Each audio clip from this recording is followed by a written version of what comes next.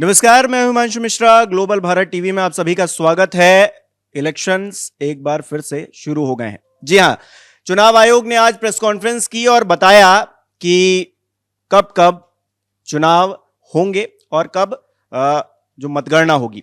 इस बीच एक बड़ी खबर जो आ रही है वो ये है कि हम सभी जानते थे कि यूपी की 10 सीटों पर उपचुनाव होने हैं, लेकिन हैरानी की बात है कि 9 सीटों पर ही उपचुनाव होंगे। एक सीट को छोड़ दिया गया। वो सीट है मिल्कीपुर की, अयोध्या की सीट है। बड़ी ही चर्चित सीट रही है क्योंकि वहां से फैजाबाद से हमने देखा जिस तरह से समाजवादी पार्टी ने ये सीट जीती, और उसके बाद अब मिल्कीपुर में इलेक्शन क्यों नहीं हो रहा है, ये उपचुनाव क्यों नहीं होगा, इसको लेकर सोशल मीडिया पे हर कोई पूछ रहा है, जवाब जानना चाहता है। अभिषेक जी मेरे साथ मौजूद हैं।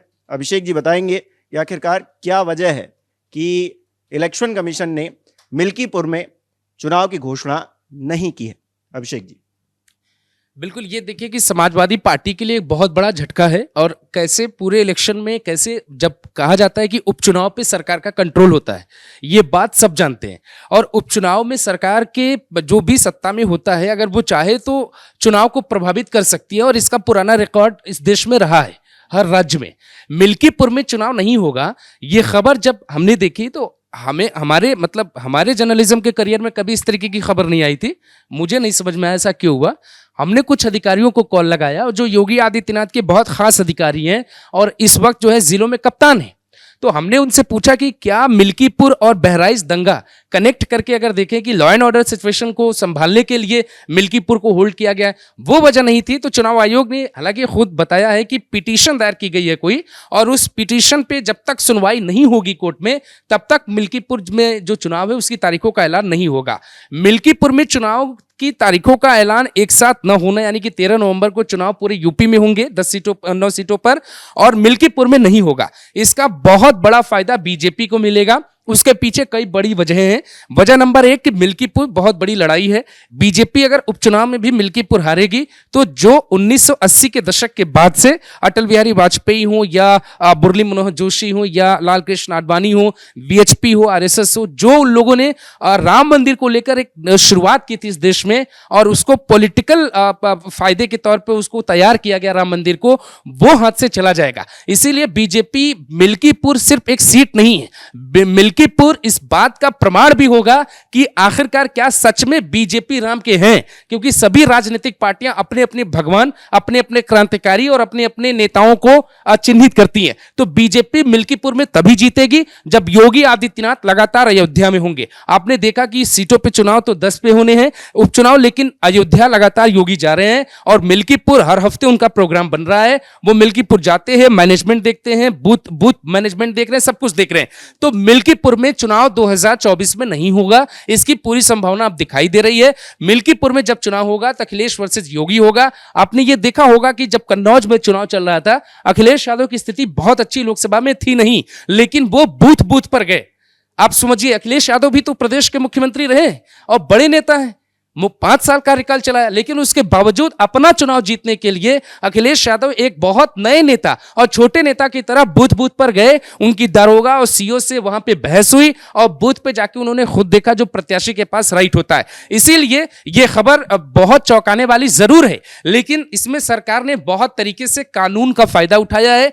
यह पिटीशन जो है, जो दायर किया गया है, जब तक कोर्ट उस पर सुनवाई नहीं करेगा तब तक चुनाव आयोग उस पर ऐलान नहीं कर सकता। पिटीशन जो दायर करने का का अधिकार है वो सरकार के पास भी है, सरकार भी इसे दायर कर सकती है, और सरकार ने इसके पीछे वजहें दी होंगी। अब वजह क्या होगी ये अपडेट अभी मेरे पास नहीं है।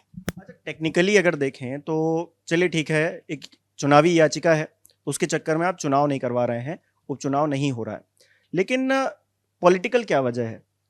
क्योंकि हमने देखा फैजाबाद की सीट समाजवादी पार्टी ने जीती, और उसके बाद एक नैरेटिव ये बना कि देखिए अयोध्या की सीट भी हार गए।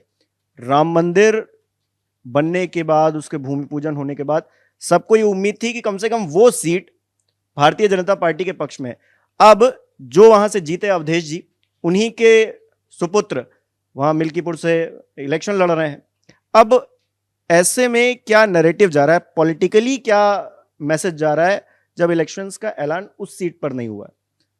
वजह है, टेक्निकली वजह है, चुनाव आयोग ने बताई, लेकिन राजनीतिक क्या परिप्रेक्ष्य में इसे कैसे देखें? देखिए, सीधे तौर पे मुझे जो लगता है वो ये हो सकता है कि मिल्कीपुर पे योगी आदित्यनाथ और हार्डवर्क करना चाहते हैं, और अभी अवधेश प्रसाद, इसमें एक और बात जो मुझे जो आभास होता है, आप ये कह सकते हैं कि मोहित खान या अवधेश प्रसाद को लेकर कुछ बड़े खुलासे हो सकते हैं। अवधेश प्रसाद के जो बेटे हैं अजितेश प्रसाद, उनके ऊपर अभी अपहरण का एक मुकदमा दर्ज हुआ है और उनके खिलाफ बाकायदे एफआईआर हुई है। अजितेश प्रसाद जो अवधेश प्रसाद के बेटे हैं, उनसे सनसनीखेज हमारी कुछ दिन पहले अयोध्या में एक अधिकारी से बातचीत हो रही थी। सरकार के पास कुछ ऐसे एविडेंस हैं अब अजितेश प्रसाद को लेकर, अगर वो बाहर आए तो फिर अयोध्या की सियासत बहुत भूचाल आ जाएगा वहां पे।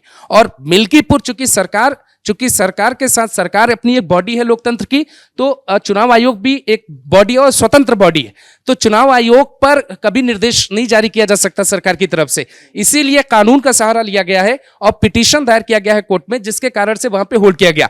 इसका जो पॉलिटिकल जो क्वेश्चन हो सकता है कि पॉलिटिकल माइलेज क्या, तो पॉलिटिकल माइलेज ये है कि बीजेपी अयोध्या को सेपरेट चुनाव लड़ना चाहेगी, पहला। दूसरा ये कि पूरी एनर्जी अयोध्या में लगाना चाहेगी। दूसरा ये कि अयोध्या में अभी जो वोटर्स हैं वो पोलराइज की स्थिति में नहीं दिखाई दे रहे हैं। बहुत बड़ी बात है कि अभी अयोध्या का जो वोटर्स है वो अभी इसी बात पे अटका हुआ है, मोहित खान के कांड के बाद भी, कि अवधेश प्रसाद को हमने चुनाव जिताया और समाजवादी पार्टी ने उनको अयोध्या का राजा बताया। ये बात अयोध्या के लोगों को बुरी लगी, लेकिन बहराइच में जब वहां पे दंगा हुआ और जब वहां पे जो गोपाल मिश्रा जिनकी डेथ हुई है, उनकी अंतिम यात्रा में जब तकरीबन 5 से 7 हजार लोग अंतिम यात्रा में शामिल हुए, तो सबके हाथ में लाठी थी और किसी की जाति किसी ने नहीं पूछी है। तो जो अखिलेश यादव ये कह रहे हैं कि आप अपनी जाति बताइए, योगी आदित्यनाथ कह रहे हैं कि आप बताइए कि आप हिंदू हैं, वो वाला जो प्रश्न है वो अयोध्या के मिल्कीपुर में भी हिट नहीं कर पाया है, जबकि जितने भी बड़े बयान है योगी मिल्कीपुर से दे रहे हैं। ये बहुत बहुत हैरान करने वाली बात है कि अयोध्या में हिंदू वर्सेस मुस्लिम जब तक चुनाव नहीं होगा, उसका पॉलिटिकल माइलेज बीजेपी को नहीं मिलेगा, और बीजेपी को जब तक वो फायदा नहीं मिलेगा, समाजवादी पार्टी वहां एडवांस अच्छी स्थिति में इसलिए रहेगी क्योंकि अवधेश प्रसाद वहां के लोकल नेता हैं और उनका कद ठीक है। दिल्ली में बैठे लोगों को कुछ भी लग सकता है, लेकिन लोकल नेता जो होता है उसकी अपनी कमांड होती है। ब्राह्मणों में बड़ी अच्छी पकड़ है अवधेश पासी की, इसके अलावा हर जाति में उनकी कमांड अच्छी है, लेकिन अवधेश पासी को रिजेक्ट करने की जो वजह जनता में होनी चाहिए, वो वजह बीजेपी अभी तक तलाश नहीं पाई, और जब तक वो वजह नहीं तलाशी जाएगी तब तक मिल्कीपुर योगी आदित्यनाथ जीतेंगे, इस बात की कोई गारंटी नहीं। मतलब कि क्या वो प्लेटफॉर्म तैयार हो गया है हिंदू मुस्लिम वाला, जहां पर इलेक्शन लड़के भारतीय जनता पार्टी अक्सर जीत जाया करती है, क्योंकि राष्ट्रवाद, हिंदू मुस्लिम, मतलब ये लोगों का परसेप्शन है कि उन स्थितियों में भारतीय जनता पार्टी जीत जाती है। तो एक तरफ तो ये मामला है। हम लोग मिल्कीपुर का जिक्र कर रहे थे, उस याचिका के बारे में थोड़ा और डिटेल से बताइए कि याचिका किसकी थी, क्या थी, जिसकी वजह से इलेक्शन उपचुनाव नहीं हो रहा है, उसको लेकर जो ताजा अपडेट आई है वो जानना चाहेंगे। इसमें हिमांशु जी एक जानकारी और आ रही है। एक जो है वेबसाइट ने वहां पर गोरखनाथ से बात की है, बाबा गोरखनाथ से। उनका दावा है, उस वेबसाइट का दावा है कि अवधेश प्रसाद ने जब अपना नॉमिनेशन किया था लोकसभा चुनाव में, तो जो नोटरी थी, वो जो नोटरी लगाई थी वो एक्सपायर कर गई थी डेट में, और उसी को कोर्ट में चैलेंज किया गया है, जिसकी वजह से कोर्ट में जब पिटीशन गया है, तो अगर वो नोटरी सच में एक्सपायर थी तो फिर अवधेश प्रसाद की संसदीय चली जाएगी। ऐसी स्थिति में मिल्कीपुर के विधायक ही रहेंगे वो, तो मिल्कीपुर में चुनाव होगा तो फिर से चुनाव का खर्च होगा, और ऐसा नियम है कि सरकार उसे रोक सकती है, चुनाव आयोग। ये जो तमाम कारण है वो मिल्कीपुर में चुनाव न होने के कारण है। यहां देखिए बात वही है कि फंसाया तो सरकार ने ही है, उसके दायरे और नजरिए अलग है। चलिए अब देखिए, टेक्निकल रीजंस भी हैं, लेकिन चुनाव का दौर एक बार फिर से शुरू हो गया है, और उत्तर प्रदेश की राजनीति आप जानते हैं कितनी गर्म रहती है। हालांकि महाराष्ट्र और झारखंड में भी विधानसभा के चुनाव हैं, ऐसे में वहां पर भी हमारी नजर रहेगी। आप हमारे साथ बने रहिए और पल पल की अपडेट हमसे लेते रहिए। बहुत बहुत शुक्रिया।